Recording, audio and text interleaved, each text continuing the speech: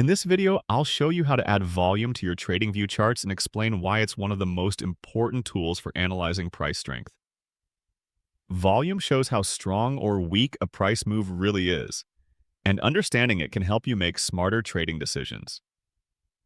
To add it, open your TradingView chart and go to the top menu bar. Click on Indicators, then in the search bar type Volume. You'll see several results, but for now, select the one simply called Volume. After you click it, you'll notice colored bars appear below your chart. That's your volume indicator. To make it easier to find later, click the star icon next to it to add it to your favorites. You'll also see a small V or vol tag on the right side of your chart, showing that it's active.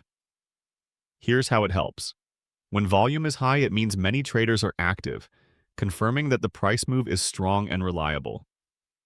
When volume is low, it often signals a weak move or a false breakout. Adding volume to your chart helps you confirm momentum, avoid false signals, and trade with more confidence.